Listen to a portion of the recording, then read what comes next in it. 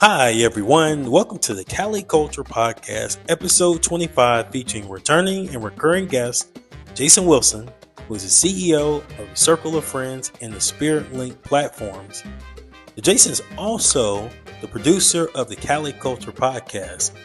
Jason and I are going to talk about a variety of interesting and thought provoking topics, including but not limited to the following: challenges and funny moments of learning Spanish, the upcoming August the 7th inauguration of the newly elected Colombian president, Medellin's reported crackdown of the passport bros. We're going to talk about the Petronio Álvarez Festival occurring in the second week of August. We're going to tackle obesity in America and discuss the enriched Colombia fitness culture. And last but not least, we're going to talk about Jason's upcoming projects that he's going to make available to you. And without further ado, episode 25, listen, learn, and enjoy. Hello, everyone. Welcome to the Cali Culture Podcast. I'm your host, Jeremy Preston. This is the only podcast on air that showcases and discusses everything about Cali, Colombia. We're pleased that you're here today. You want to listen to this show in its entirety, ladies and gentlemen. Doesn't matter what you're doing, if you're in the gym or if you're having a late lunch or whatever you're doing, listen in closely because we got another good show for you today. We have a recurring guest. And by the way, he happens to be my podcast manager. Before we introduce our recurring guest, I just want to say that you want to listen to the show in its entirety, good people, because there is so much information you're going to learn today.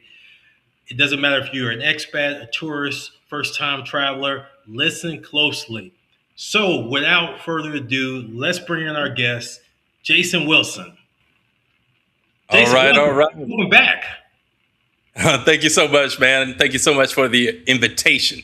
And I'm looking forward to continuing this conversation, brother. We got so much to talk about, man. Indeed, we do. Indeed, we do. And let me just say, it's always good that I can get you from behind the stage, from behind the camera, and the podcast program, and right up stage in front of the viewers, so they can just get all your insight. You have a lot of good insight and perspective on things, Jason, and so it's always good to have you on the show. I Let's get right appreciate it, into man. it. Yeah, absolutely. Yeah. Let's get right into it. So, first thing I want to talk about is, as you know, Colombia elected a new president, Arbeláez de las Playas, and he has an inauguration August the 7th. Now, here's the interesting thing. Typically, the inauguration occurs in Bogota. That's historically how it's always been. The inauguration was always held in the capital. This year, for this particular new presidency, the inauguration is going to be in Cali, Colombia, in Cali. So Mm. now, before they established Cali, there was other cities, to my understanding, they were evaluating. Popayan, right outside of Cali, was one city, but they decided against that due to safety concerns. But Mm.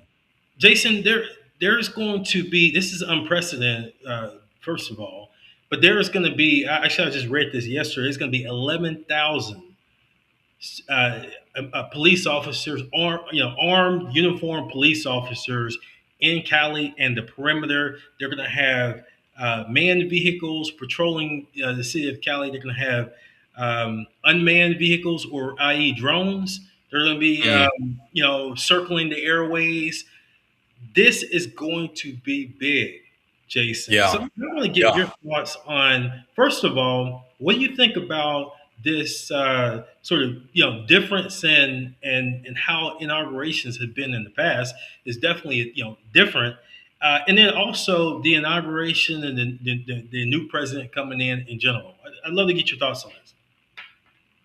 Well, I mean, this year that is, coming to a close, and then also the next 3-4 years, man, are going to be unprecedented here in Colombia. I Right. think, but all over the world in general as well, man. I mean, God is doing some amazing things already. Mhm. And so, with this new president, man, it's going to open up a lot of opportunities for trade from, the United States and other countries. Mhm. And I think the opinion of Trump right now, and that administration, is that they want to have a much better relationship with Colombia going Mhm. forward. And so, of course, this is going to open up a lot of opportunities for trade and a lot of other tourism and other things that can be a huge benefit to Mhm. Colombia. So I'm excited about it, man. I don't know how you feel about it. No, absolutely. I share your same sentiments. I'm excited. Sometimes difference and change is necessary. Yeah. This new president, Colombian president, is coming in, has a lot of ambitions. He has a lot of very distinct and aggressive ambitions in regards to crime, in regards to free business, less government, free private business. And so I think if he's able to do half these things that he's campaigned, it would definitely be in a step in the right direction for Colombia. Yeah. Let's just talk about the safety aspect of it. He campaigned on essentially being similar to the El Salvadorian president, Nayib Bukele. And as you know, Nayib Bukele, he basically implemented and developed a maximum security prison. Actually, I think a few of them. Yeah. He did a good job in regards to being able to alleviate crime almost overnight. Jason, Absolutely. to you is uh, so El Salvador had a problem with gangs. Colombia has a problem with the guerrilla and the paramilitaries. Do you Right. think that those same goals and objectives in regards to being tough on crime that were implemented by President Bukele in El Salvador, that same approach could work in Colombia? What is your thoughts on that?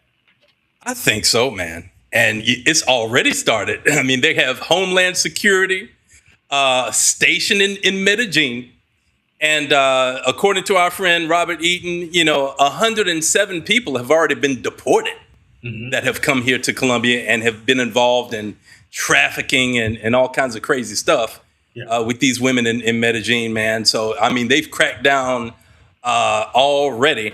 And so I think we can expect the same thing when it comes to the guerrilla and all the other problems that we have here in Colombia. And as I mentioned before, in order to increase trade and tourism and everything else that Trump and the administration would like to see happen here in Colombia, they're going to have to do something about the safety. absolutely. I 100% agree with you. And I'll say this: I don't know if he could fulfill all of his campaign promises in regards to 10 maximum security prisons. That is a significant goal. Um, Not to say it couldn't be done, but I just think in 4 years that'd be difficult. But even Yeah. if he could reach half that amount, if he could do half his goal, that would be a significant impact to the criminal and the whole safety issue in Colombia in general, specifically in the Valle de Cauca department. As we know, Yeah. it definitely there's a serious reputation, and the reputation precedes the incidents that happen in that particular department. And it's not just in Valle de Cauca; it's in other departments as well. Right outside Bogota, right outside Medellin, in the coffee Yeah. region, they have issues. So I think I definitely agree with you that if that things are changing, and I think if he's serious about being tough on crime, I think there could definitely be reform regarding safety, regarding crime, regarding even the paramilitary organizations. I think that working with the U.S. could only help. You know, Absolutely. Absolutely. I've never seen it been done on this level, though. I mean, yeah, Homeland Security right, here in Colombia, that's unprecedented, man. yes, absolutely. Yeah, no, Yeah. I'm looking forward to hopefully some positive change. I'm not much on politics these days. Just because for a number of reasons, but I do hope for the best for Colombia. And again, if this president could come in and if he can solve this crime issue, if he can at least make a significant improvement, more trade, more tourism, good tourism, like we always preach Yes. and advocate good tourism. If he can also, you know, make sure there's no illegal mining and things of that nature, I think that all of those things are good. So, not to belabor Me that too. issue, but I believe and I hope and pray. Obviously, we're praying good times and better times are ahead for Colombia. I believe so. Yes. Now, let's talk about a completely different topic, Jason. I know you are bilingual. Yes. Unfortunately, I am not. I am semi bilingual at best, as you can say. I mean, that's all right, brother. It takes time, man. It does take time. It does take time. But to that end, uh, I want to know your process for learning Spanish, becoming fluent in Spanish. First of all, how long did it take you? That's the first question. And then the follow up to that question is, at what point did you become fluent and confident? It's one thing to be Okay. fluent. It's another thing to be Yeah. confident where it doesn't matter what social setting I'm in, I can easily and effectively communicate. Yeah. This is interesting, man. Okay, so when I got here, of course, with the Spanish that you take in school and in college, at best, man, they'll give you, maybe an upper basic level, you Right. know, and then when you get to college, you might have to take an intermediate level of Spanish, but it does not prepare you even to be even close, man, to Hmm. having a conversation with anybody in a Latin American country. And so I found that out, man, when I got here to Colombia in 2002. I mean, I was watching TV one day, RCN TV, as you well know. Hmm. There's two channels, two major channels here in Colombia, RCN TV and Caracol TV. So Hmm. I'll never forget, man, when I first arrived here, my wife was watching RCN TV and I was watching one of the news programs. And I said, there's no way I can understand this, man. Right. I don't know how long this is going to take, but it's going to take an eternity to learn this language. That's what I thought. And I noticed, though, that, I would be in real world situations, like taking a taxi, going to the store, not really communicating because my wife did all the talking, you know. Over time, though, I would be at family gatherings and stuff. Hmm. And, I think that everybody has that insecurity in the beginning. You'll be listening to the family talk and you'll be thinking that they're talking about you. Yeah. And you be like, what you call me? Right. you know? And so you'll be thinking that, but it's not the truth, man. Yeah. But it just takes time to, get to a point where you can at least understand a Yeah. conversation, So I would say that whole process took me about maybe half a year to a year. Hmm. And so I noticed that after a couple of years, I could understand a lot more. Hmm. And so in 2004, I had to take a trip back home to Atlanta. And so the plan was to work in Atlanta for 4 months, Hmm. get married there in Atlanta, and then come back to Colombia. Hmm. And so while I was there, I got this job in sales at this place called Massage Warehouse. So I was working in the telemarketing department. And so we had people calling from all over the world, man. Latin America, Europe, I mean, everywhere, calling for massage tables and, everything that you would need for a spa. Hmm. So to me, it was interesting. I worked in the spa as a spa director at a private health club in Atlanta.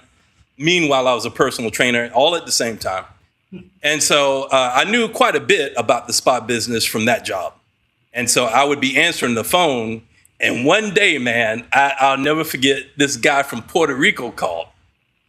And of course, he didn't speak any English, man. I mean, the whole time he was speaking Spanish and I understood everything he said. Wow. Yeah. So this was after a couple of years, right, of being in Colombia. And I was able to respond to everything that he was asking me in Spanish. So I said, okay, it must be working, right? And so I had never had a real world situation where I was actually forced to have that conversation in Spanish like that. Now with my wife, I mean, all of our conversations were in English. So, and I was also teaching English as a second language here in Colombia, but in Bogota at the time. And so, of course, the majority of the time I had to speak English. I had to translate some words here and there in class, but I mean, for the most part, it was in English. So the other thing about that, though, man, after, maybe like a year or two of being immersed in a culture like that, let's say in Colombia or any other Latin American country, what you notice is you'll start to have dreams in Spanish. Wow. Yeah. And so that's interesting. And so I also noticed that while I was in Atlanta during that time, I started to have dreams in Spanish. So yeah, man, that's the indicator to let you know that you're becoming bilingual at that point. That you're making progress at that point. Yeah. Yeah. You're actually becoming bilingual. Wow. When you start to dream in Spanish. Well, I haven't gotten to that point yet, Jason. I can't recall a single dream in Spanish yet. So, So yeah, the whole process, though, I would say it took me 2.5 years. Yeah. And even then, when I spoke Spanish and I would be in certain situations, I didn't understand 100% of what that person might have been saying because of the accent and other things. And, so I had started a speed dating company with my wife in 2010. And so, I would be in business meetings, organizing events in different locations around Bogota. And sometimes I didn't understand everything that they were saying because of the accent. Maybe that person was from Santa Marta or someplace on the coast. And if you run into anybody from the coast, man, they speak fast. Yeah. It's a different accent, man. So it was difficult to understand that. But for the most part, after I would say 2.5 years, I understood pretty much everything after that. Amazing. That is amazing. Yeah. I always say that you definitely have to be in the environment. Environment plays a big deal. I know when I go to Cali for 2 weeks, I start to, over time, slowly start to pick up more words. And then I come back to the States, it's all about practice, right? And then I don't practice. I don't review any of the words or try to speak Spanish, and I lose it, So I think being in the environment is a big deal because it forces you to listen. It forces your brain to retain some words that you learn. And just every day, like going out and ordering lunch, or ordering dinner, it forces you to have to speak. Like it might be broken Spanish, but it forces you to speak some Spanish as opposed to being back in the States. You're in your comfort zone because I live in Augusta, Georgia. There's not many people who speak Spanish here, so I don't have that opportunity other than a few guys that I train boxing at the gym that are Mexican. So let me say this, man. Anybody that you run into that speaks Spanish, as you mentioned in your boxing gym, you can start to have conversation with them. Right. And, when it comes to boxing, man, you can ask them for different vocabulary words to help you have a conversation about that subject. And I actually did that, man, before I left Atlanta and came here to Colombia. I was working at LA Fitness at the time. And close to the time that I had to actually leave Atlanta and come here, I was in the sales department. So there was a guy, man, from Cali who was actually in my sales department for a couple of months before I left. And so he would give me a script in Spanish to help show people around the club and give them that tour in Spanish as well. Wow. So I was able to, study that script, memorize certain phrases and stuff. And so, I could at least do that kind of conversation in Spanish. And so when it comes to, anything that you have to teach for your martial arts or boxing or anything else, have conversation, basic conversation, basic phrases, vocabulary words that you can get from them to at least have a basic conversation. So I think that kind of practice, and you love that kind of stuff, right? Right. So it'll be easier to come to you and be able to have that kind of conversation with anybody else in Spanish. The other thing I suggest, though, you got Netflix, right? Mm-hmm. Okay. So start to watch, brother, some documentaries, maybe some dramas in Spanish. Mm-hmm. Put the audio in Spanish and the subtitles in Spanish. Mm. And why is that? Because your brain cannot understand two languages at once. Right. Only one. So if you have the audio in Spanish and the subtitles in English, you still won't be able to learn it. Mm-hmm. So the other thing I suggest, man, is that at least do that exercise 5 to 10 minutes a day. Every day. You can't miss a day. It's kind of like going to the gym. If you want results, right, you need to be going on a regular basis, at least 3-4 times a week. True. With learning Spanish or any other foreign language, man, it's the same exact thing. If you can't be immersed in the language, then the next best thing is some kind of Spanish practice like that. Mm-hmm. Listen to that, and of course, read the subtitles 5 to 10 minutes a day. And within that 5 to 10 minutes, man, you probably pick up, I don't know how many vocabulary words, at least 20, 30 vocabulary words, right? It's true. So you want to put all of those vocabulary words in a notebook or on your phone or whatever, man. Review that after that exercise every single day. And I guarantee you, you will have an intermediate level, probably 3-4 months. Okay. Yeah. Well, ladies and gentlemen, there you have it. Get on Netflix, watch a documentary, watch a documentary, even probably a movie, right? A movie in Spanish. Something you already know. Right. So if it's something like Scarface, put that on in Spanish with the subtitles in Spanish, right? And it's something that you already enjoy watching, so it'll be easier to watch and pick up some vocabulary words here and there, stuff that Al Pacino says, and it'll be fun. You can enjoy it, and it'll be something that you want to stick to every day. And so I learned this, man, by teaching English to students who were executives and wanted to improve their English level to have a higher position in their company or to travel to the United States or someplace else to have a better opportunity, right? And so it was all about, and of course, during that time in between 2004 to 2012 that I was teaching English in Bogota, of course, they couldn't be immersed in English, right? It was impossible. Yeah. So I gave them that same suggestion. Okay, with movies, they were on DVD at the time, right?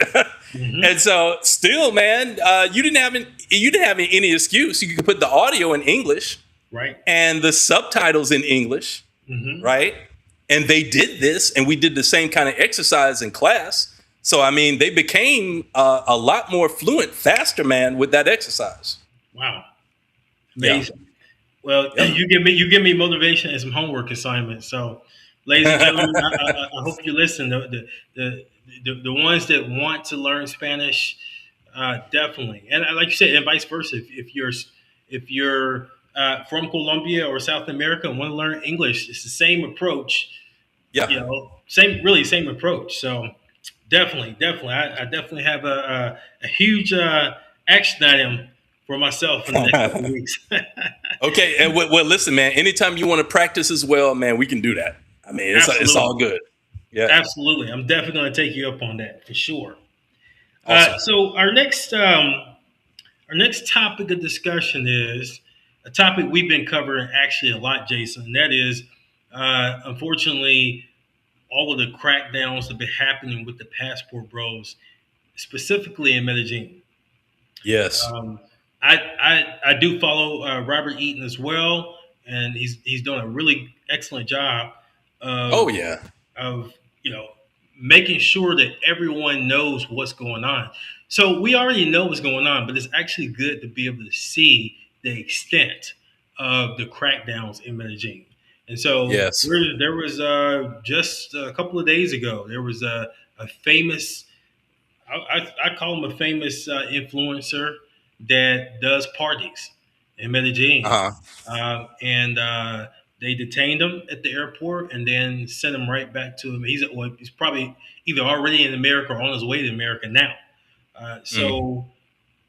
And he had a significant following, by the way. He And sure did. basically, they not only uh, called him out, but they took his video and made another video to say, no, you're not getting in the country. Period. You're not going to be able to do these activities in the country. Uh, Yeah. my question to you, what I'd like for you to discuss real quick is, do you think that this will continue until? No. Actually, I'm going to answer that question a different way. Do you think that these crackdowns are going to become even more severe now that we have a new president, a new cabinet? I Mm. think I said Colombia has a new president, a new cabinet. Do you think these crackdowns, specifically in Medellin, are going to be even more severe, or are we at the height of these crackdowns regarding passport bros and all of their activities and things that Yeah. they're trying to do? Well, I mean, I just saw yesterday, man, from Robert Eaton, a video of the people that actually murdered Eric Molina. Mm. And so, if you don't know, ladies and gentlemen, Eric Molina was a flight attendant for American Airlines Mm-hmm. that came to Medellin with a friend of his from American Airlines, a lady friend of his. And so they had gone to this restaurant bar there in I'm not sure exactly what part of Medellin. I think it was Poblado. Think so. Anyway, they had gone to this place, man, and he had met some women and decided to leave the club with these people. And so they kidnapped him and murdered him, man. And I want to say a brutal murder as well. And so just the other day, Homeland Security took video with the actual people that were captured from that crime that killed him.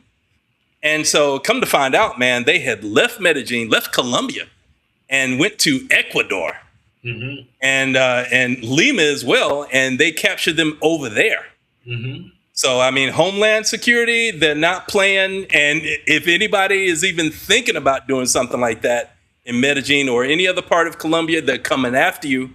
They have a ledger of people, I think, from the United States that are, offenders of sex offenders and have committed other related crimes. And so if you get here, you're going to be deported. And at the very worst, man, you're going to jail. Yeah. Yeah, no, you're absolutely right. So do you think we're at the height of this, or you think it just got started? I think it just got started, man. Mm-hmm. I mean, this is still continuing. I mean, there's people out there that still think that they can beat the system, Mm-hmm. right? But man, it's coming to an end and fast. Yeah, and I want to touch on that. I don't understand. Obviously, the people that are coming over here, coming over to Colombia, trying to do pedophilia activity, need not only be detained, they need to be arrested. But also, Mm. people are just coming over just to do parties. You're basically, essentially, what you're doing is you're acting like you're a business. You don't have a business established in Colombia. You don't have a business No. ability to be able to get a SAS, as they call it, which is equivalent to an LLC in the United States, and you're trying to Mm. profit and make money from the activities in Colombia. And when I say activities, I mean the women, the Yeah. nice mansions and homes that you can get in El Poblado and a lot of other places in Medellin. You're taking advantage of that to try to basically put money in your pocket. And again, Right. ladies and gentlemen, there are ways to be able to do business in Colombia. That's not the way. You can't just go online and say $1,500 for a mansion party. That's not how it works. That's not Yeah. how it works, ladies and gentlemen. You have to get a business and get approved by that particular department and by immigration to be able to run and operate a business as an expat. So I want to make that Yeah. very clear that you can't just decide, hey, I'm gonna throw a pool party and I'm gonna charge everybody $100. No, that's not how it works. Mm-hmm. That's Well, not- the thing about it, man, these guys know this, man. They Right. know what they're doing is illegal, right? They wouldn't even do this in the States. That's right. And they come here to a foreign country. They don't know the language. They don't know the land. they don't know the culture, and they have the gall to do something like that, man. First of all, it's dangerous. Not only for the people involved Right. coming to this party, but also for them too, man. I mean, people are fed up with what they're doing, man. And like I said, if they're not captured by the police, they're going to be captured by somebody else. And I think at this point right now, for people that take it upon themselves to come here to Colombia to find women on their own, they're still getting on these dating apps, man. They're still getting on Tinder and all these other apps out there, Right. coming to Colombia to find these women, thinking that they can, have a great night. And like Robert Eaton said, man, in a lot of cases, they're not even women that they're talking to. They're Right. talking to another dude on the other Exactly. end. Exactly. All you got is a picture. You don't have a video of this woman. You don't know if it's a woman or a man. So That's that, and then the other thing, man, you meet this woman, and it's not just them that you're actually involved with. You're involved with the woman plus whoever it is that she's working for. Right. And it's a crime ring as well that you're getting involved in. And these gentlemen that have these parties, man, I mean, okay, yeah, the same case, the women work for a crime ring. So, I mean, it's dangerous business, man. All the way around, it's dangerous. It is. It absolutely is. Jason, can you help the viewers, and I believe most viewers understand this, but help the viewers understand what good tourism looks like. We talked about this before, but I want to take this opportunity to get your perspective. What does good tourism look like for Americans, Europeans, Canadians who are coming to Colombia? Let me give you an example, man, and I'm going to talk about this a little bit later. But with our community, and I started a travel company. So we have Spirit Link Travel right now. And one of the things that I want to be able to do is network and collaborate with doctors, just like, in Cali there, same kind of thing, and orthodontists and people that have their own business here in Colombia and be able to recommend those businesses to people that actually travel from the States or any other country here to Colombia and need to know, okay, if I need a good restaurant, whether it be, seafood or any other kind of food, I want to be able to recommend these places to people in our network. And okay, let's say that you need to have some dental work done like myself. Next week, I was able to collaborate with an orthodontist here in Santa Marta. So we're going to be able to offer his service to people in the States. Now, his wife speaks perfect English.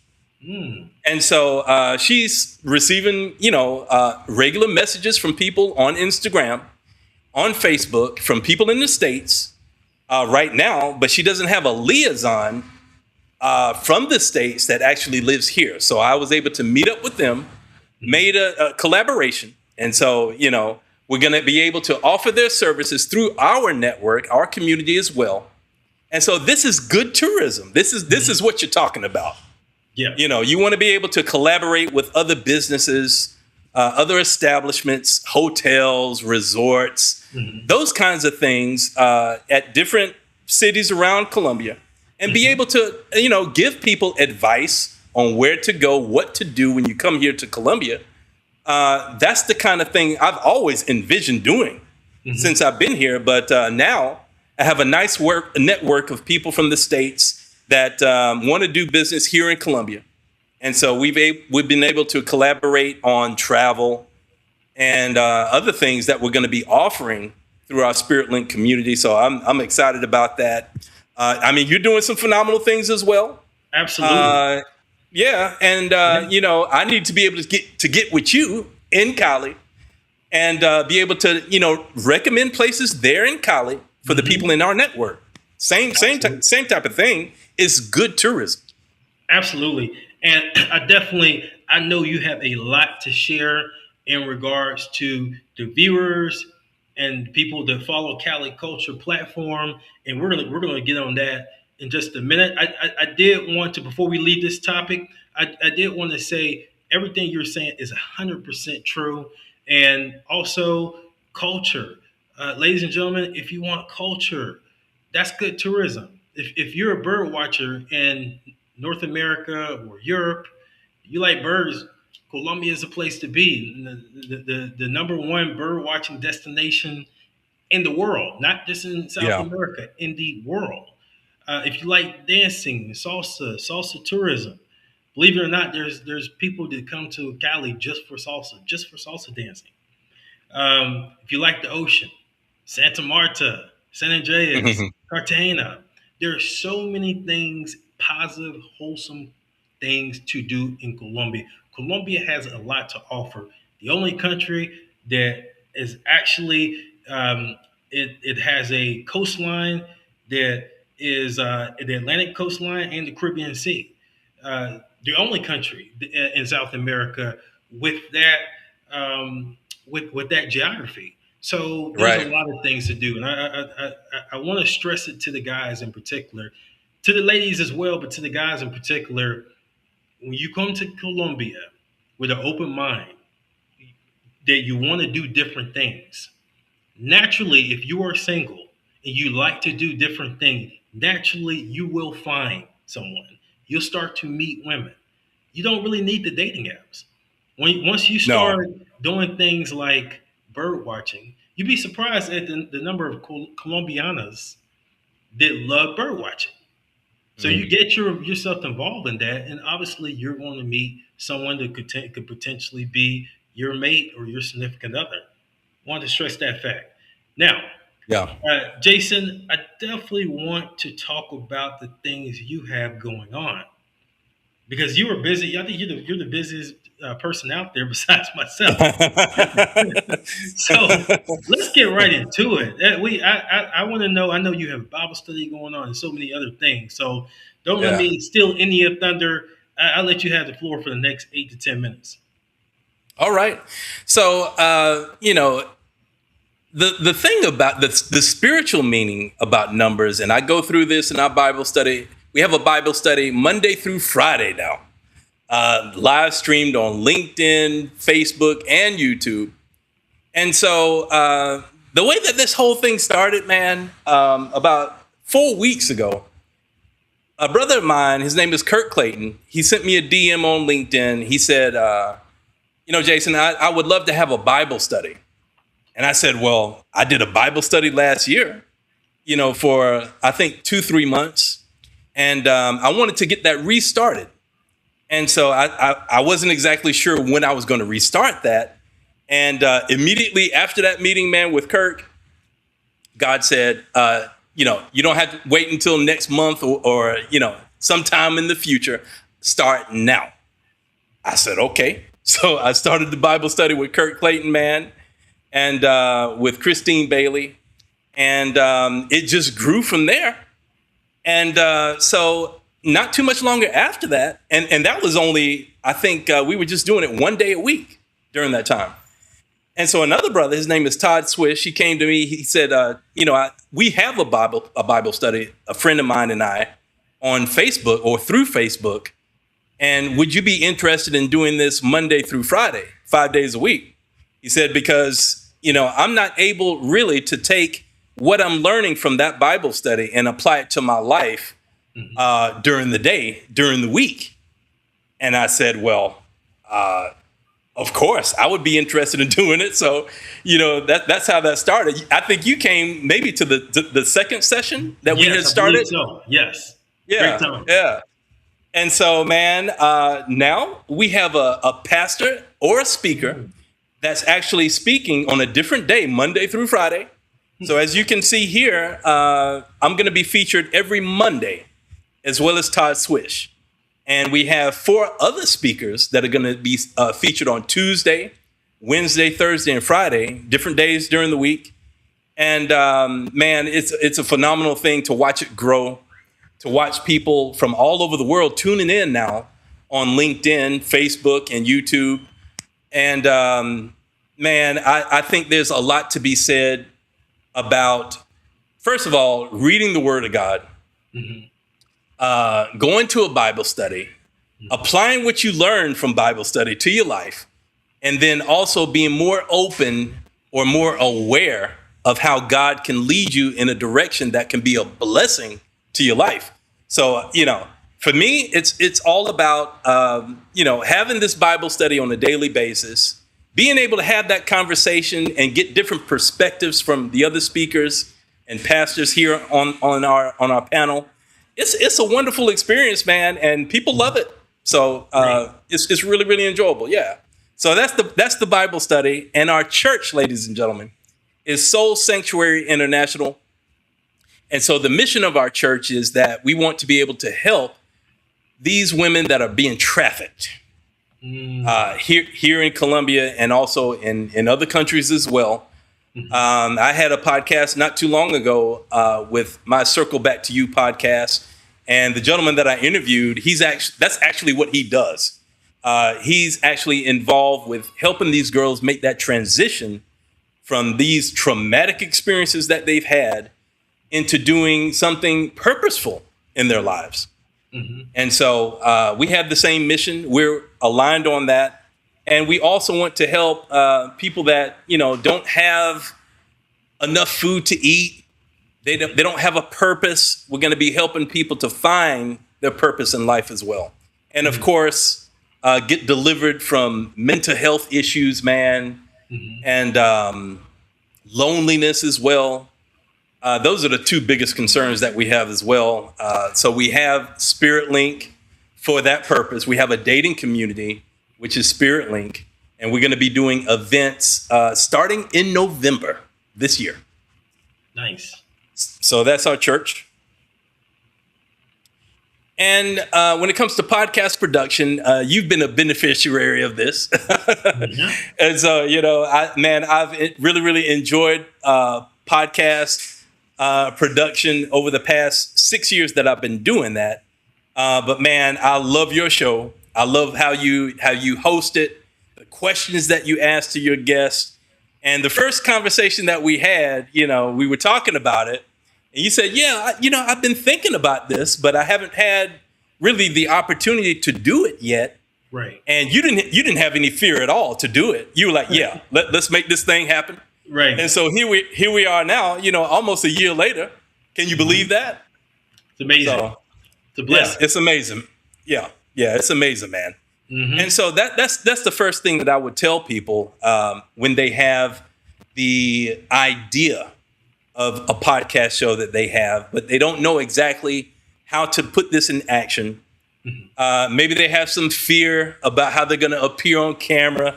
They don't have the necessary equipment and this and that. Ladies and gentlemen, I would tell you, don't worry about what you don't have. As long as you have a mission and a vision that you want to share with people, you want to have a larger audience that you want to reach for your business, there's no better way to do that than having a podcast show.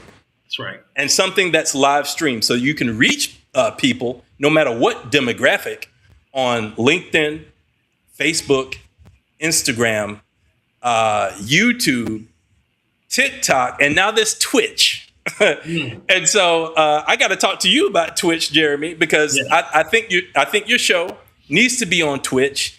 Originally, everybody thought it was for gamers, right? And that's mostly what you're going to see on Twitch. But since we've been doing our Bible study, we connected our Bible study to Twitch.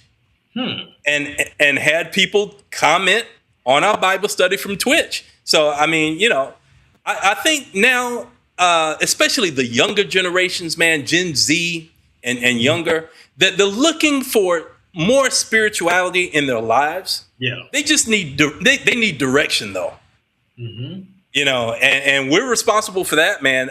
Gen X, us 40 somethings up to 55, I got a son. He's almost 17 years old, and I'm responsible for making sure that he has a relationship with God, right, and making sure that he's heading in the right direction with his life spiritually. So, with podcast production, there's no better way than to have a podcast show that's focused on your brand, your message, in order to reach more people. And I've seen amazing things come out of these opportunities from podcast shows, man. You were able to connect with, what's her name, Paula? Or no? They're in Cali. Oh, it's with several people, with Pilar Diaz. Pilar. Yeah, with several people. Several gyms that now have affiliation with the gyms there, and fitness opportunities. Yeah, it's amazing to be able to connect with different people that you normally wouldn't connect with. Yeah, absolutely. And as you were able to connect with Pilar and have a way to expand the medical tourism there in Cali. I mean, it's just amazing to see the kinds of opportunities come about like that. So, it's much more than having a podcast show. I mean, you're able to open up opportunities for business in other areas. Absolutely. And so it's very powerful. And so, ladies and gentlemen, I'm going to be advertising this a lot more now, my podcast production service, because I want to be able to expand to athletes, to people in the entertainment industry, and a lot of artists that have not been discovered. Again, there's no better way than to make people aware of your music than to have a podcast show. There's no better way to do that. So we're going to be doing some amazing things in the area of sports and entertainment coming up. So if you have an interest, ladies and gentlemen, to have your own podcast show, send me a message on YouTube. Our YouTube channel is Circle Back to You Podcast. I'm gonna put that information on the screen a little bit later. But also on LinkedIn, my name is JW the Wingman, and so you can send me a DM on LinkedIn as well, and I can get you going as far as what it's going to take to get started. And I mean, it's a very seamless process, right, bro? Yeah, it was very straightforward. I was surprised at how straightforward it is. Yeah, it's not difficult at all. So I can help you with that, ladies and gentlemen. Moving on. So, ladies and gentlemen, I will be announcing this now on Monday. So, we have all of these moving parts. We have Circle of Friends Club. We've got Spirit Link. We've got our church. We've got the Bible study. So I had a meeting with a coach, and she's a business coach. She's there in Canada.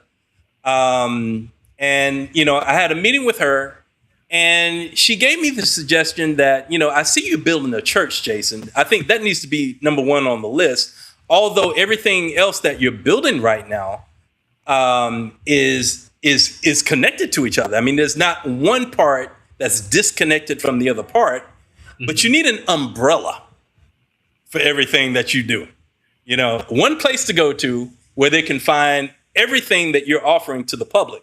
I said, yeah, that makes perfect sense. And so God gave me this name, Flourish One.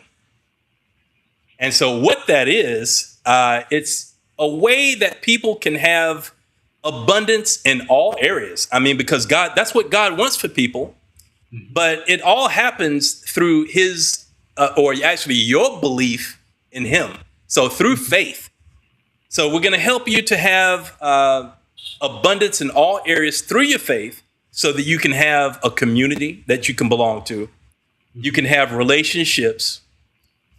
If you are a leader or in a leadership position, we're going to help you to make connections so that you can have a network of leaders that you can belong to.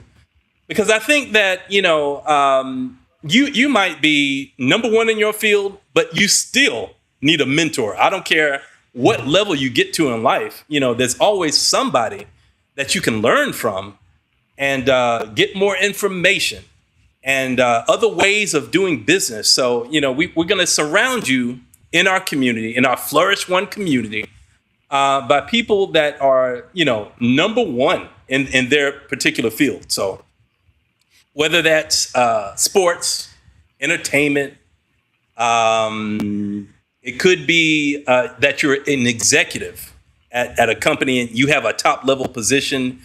You need relationships no matter what level you get to. And, another concern about that, though, is that, no matter how high you get in life or successful you are in life, a lot of us have problems in our relationships, in our marriages, in our families, and other relationships that we have, friendships too. We have problems there too. Mm-hmm. And we're not being educated on how we can have relational intelligence in those relationships, right? In order to have success. So that's what our Flourish One community is about. And so, as I mentioned in a previous episode, Talia Ashley, the founder of Bondi Intelligence, and she has a platform as well. I'm going to actually read this. She gave me this to share with everybody what exactly our partnership is about.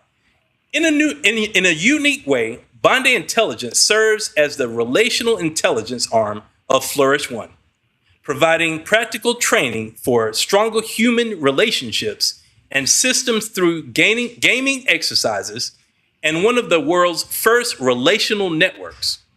Together, Flourish One and Bondi Intelligence help people to align priorities, communicate clearly, understand their roles, and fulfill their responsibilities with accountability. Mm-hmm. Our partnership equips individuals and teams to practice ethical self-governance and exercise sound judgment, especially under pressure. And if you heard what I just said, I think everybody can relate to this on some level. Yeah. And so, you're going to be able to attend events, belong to a community of people that are actually really, really powerful individuals in all of their fields, but want to build something collectively as well. So our first event will actually be November the 19th in Dallas, Texas. Nice. So yeah, man, it's going to be at Stonewater DFW. So ladies and gentlemen, you can go to the website right now, Stonewater DFW, and look up this location. So what we're going to be doing that particular night, and this will be sponsored by Spirit Link, Circle of Friends Club as well, and Bondi Intelligence as well. We're going to have an event there with up to, I would say, 300 people. It's going to be an upscale networking event there in Dallas. And so we're beginning on Monday to talk about this on all of our podcast shows and talking about how this will work and everything. And I'm going to make an official announcement about Flourish One on Monday on LinkedIn. And you'll also see this in my newsletter. So we're excited about what we're doing. And of course, our church, Soul Sanctuary International, is a huge part of this as well. So, ladies and gentlemen, God is doing some amazing things already. Amazing. And wow. So, yeah, man. And last but not least, so everything that we create from here on out is under our Flourish One brand, and Flourish One Sports is on the way. And so, as you can see here, this is Niwakati Sports Africa. I met this lady. Her name is Denise Cherie in Kenya, Africa. And she has this wonderful organization, man. She's teaching the Word of God to students from 5 years old all the way through high school. And she's also making it available to these students, man, to play different sports that they wouldn't ordinarily have available to them in Africa. So we're talking about rugby, basketball, football, American football. I mean, things that you wouldn't ordinarily think that, women would have access to there in Africa. But she's doing some amazing things, man. She's actually going to be on my Circle Back to You podcast this coming Wednesday. So that's going to be at 4:00 Columbia and 5:00 Eastern. So as you can see here, man, she's got a Bible in her hand, teaching the kids the Word of God. And so in this particular case, she's teaching them soccer. So that's another huge sport that they have, that they're teaching the girls there and boys too, there in Kenya, man. And it's just going to expand from there because, listen, a lot of people in Kenya and other nations of Africa, they don't have the access to have podcast shows for what they want to show the world that they're doing.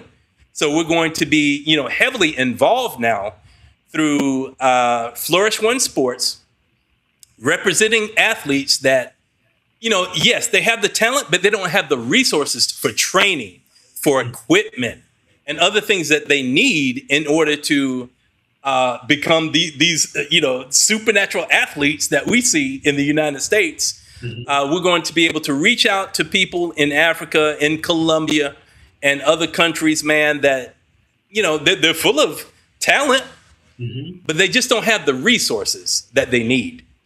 And so that's what Flourish One Sports is about. And that's what Niwakati Sports is about. And again, this is the beginning of something phenomenal that we're going to be able to do to impact the world. Nice. And so, yeah, brother.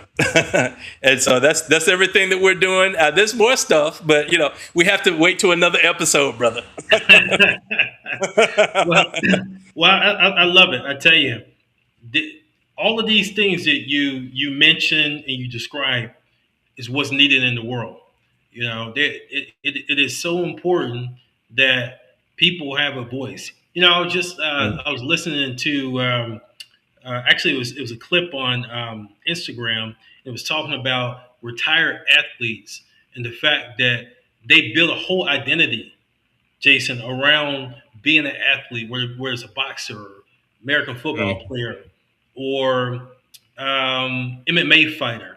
They built this whole life around it. And then when they leave sports, it's like they feel like they've lost an identity. They lost themselves.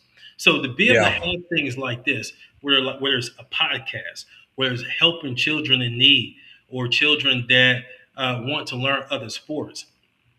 Sometimes a retired athlete can find his calling teaching a young child that sport, or exactly helping a young child learn how the proper way to be conditioned, the proper way to eat. And so all of these things you're talking about is great.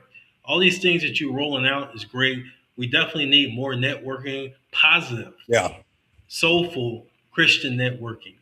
Yes. And so I think it is highly imperative what you're doing, and I want to applaud you for all your efforts. Obviously, this takes time.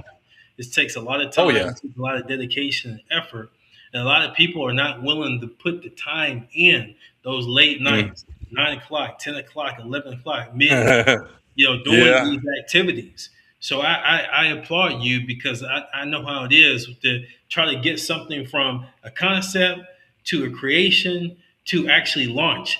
That is a lot of work right there. A lot of times there's an old saying, and I'm not sure if it's politically correct or not, but I think it's okay. You want to see the baby, but you want to have the baby. You don't want to go through the 9 months. In other words, right? Yeah. You want to see the pretty baby. You don't want to go through the 9 months, and so the 9 months is what determines everything. God gives us a lot of activities and talents and skills and ability.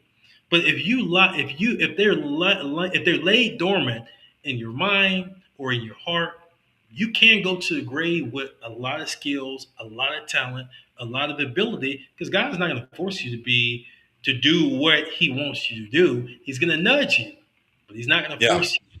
And so continue. I want to say both to you, Jason, and to the others that are working with you on these things, and the viewers. Continue to Yeah. grind, because God's given us skills, talents, and abilities. And ladies and gentlemen, I don't know about you all, but I don't want to take any talent to the grave with me. Any God given skill or talent, I want to use it. I want to Yeah. maximize my potential that God's given me on this earth. Because guess what? You only get one body and one life. Use them wisely.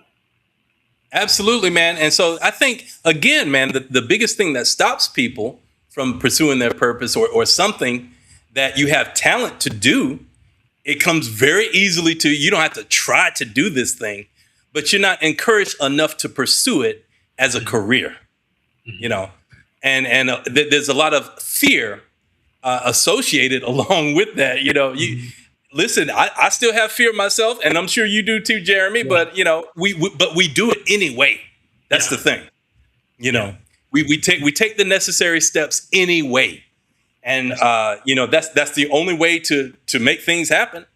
I don't care what level you get to. You can be one of the top NBA players.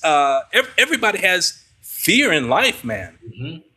And, you know, when Jordan was playing, everybody was scared to play against him. Right. you know what I'm saying? But still, you had to get on that court every night. You had to face him every night. And, you know, win or lose, you did your thing, you know. But that kind of reminds me, Jason, we're running out of time here. I don't know how an hour slipped away this fast. Well, actually, I do know how. Is because we have enlightening, perspective, great discussion. That's how. But that just reminds me of Allen Iverson. He said when he first went up against Michael Jordan, he said he just watching Jordan before the game started. He's watching Jordan. Jordan didn't even look real. He like some mythical creature or something. And then he said, but when that game started, all of that admiration went away, and now it's about getting the job done. And so fear can be used to drive you sometimes if you know how to manage it, if you know how to deal with it. Fear can drive you in the right direction sometimes, but you can't let it consume you. Yeah, yeah. Along with that, man, and we're going to finish up soon, I promise. But, you know, I'm inspired by Robbie Wells. He's a good friend of mine. He has his own podcast show, Rise Up with Robbie. But Robbie said, you know, he surrounds himself by champions. You know, people that have done phenomenal things in the world and in sports. You know, he was a D1 coach for the University of South Carolina and at Savannah State. And so, you know, he's been around, you know, these supermen in sports his entire life. And he's transitioning into politics. Actually, he's been in politics before. He was a 2024 presidential candidate. And, you know, I'm going to quote him and the Lord as well. He used this in his testimony on our Bible study. He said, "No weapon formed against me shall prosper." And so, you know, I'm gonna say that because we are actually, you know, in the new beginning. This is the 8th month of the year. And biblically, the number 8 means new beginnings.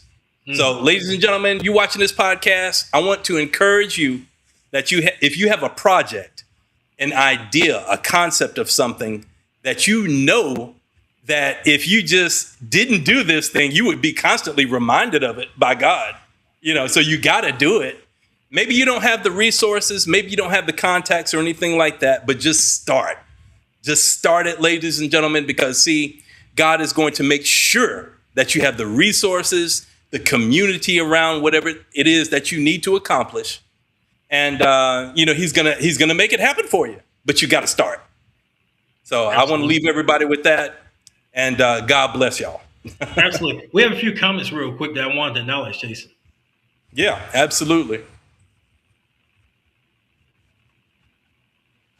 So Abhilash said, "Wow, so beautiful." Mm-hmm. I'm not sure at what part of the conversation he said this, but yeah, I mean, everything we were talking about is phenomenal. Absolutely. So yeah, we thank you so much for tuning in. Yeah, absolutely. So this is Denise, who I was talking about, Denise Cherie. Right. Start now. This is always what God wants us to do, to obey and hear his voice. Imagine Moses was asked what was in his hands. He used a rod and was a great blessing in his time. Absolutely. Yeah. Amen. Yeah. The time is now. Yeah. Moses used only a rod and was a great gift to the generation. God wants us to use what we have, and he will provide everything else. Absolutely. Yes, I just said that. Yeah, Yeah, absolutely. absolutely. Dallas, here we come. This is great news. Yeah, it's absolutely great news. I can't wait to hear more about it, Jason. And I know you have more to share. So Oh yeah. stay tuned. All right. Hallelujah. Thank you so much, Jason. All the glory to God. Can't wait. Yeah, absolutely. It's great Amen. what you're doing. And, Denise, thanks for listening. Did I say the name right? I want to make sure I said the name right. Denise Cherie. Denise Cherie, thank you very much for listening and your great comments and feedback. Really, really appreciate that. This has been a great episode, as always, Jason. We always have great, enlightening, good, positive conversation, and we're going to continue. Obviously, I'm sure you'll be back.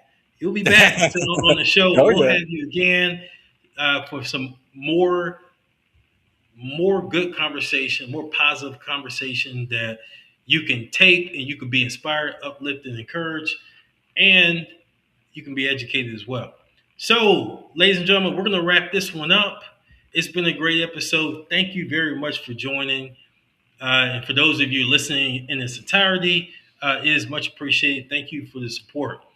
By the way, if you do want to provide a small donation, definitely no pressure, but if you want to provide a donation, large or small, you can definitely do so. As you can see on the screen, there's several different ways you can provide a donation to keep the lights on, continue to keep this good content in your airways so you can glean good information, not just about Cali, but about life in general. So yeah, if you want to make a donation, then you can do so with Cash App, Zelle, and other ways. So feel free to do so. And again, it's much appreciated. God bless to each and every one that donates. With that being said, ladies and gentlemen, one more thing. One more thing, bro. I just wanted to let everybody know, okay, for this broadcast, for Cali Culture Podcast, and all the other shows that we're producing, you can go to our YouTube channel, and that is Circle Back to You Podcast.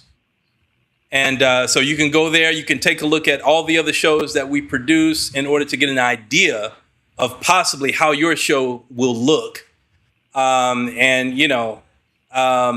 Also, Jeremy, what is your YouTube channel? It is Let everybody know. Cali Colombian Culture Chimba. And also, if you can go to the website, traveltocali.com. It has a lot of information there. First-time travelers, expats, a lot of information, a lot of things I'm doing in the month of August that you can check out. So stay tuned, stay connected with me for much, much more. With that being said, we're going to close the show. I always like to say in my final monologue that, again, thank you for your continued support. Like I always say, respect the culture, like the culture, live the culture. Always have a great day. See you next time. Hasta luego. Hasta luego. Thank you for watching the Cali Culture Podcast with Jeremy Preston. Please remember to like, comment, and subscribe, and I will see you next week for our next episode.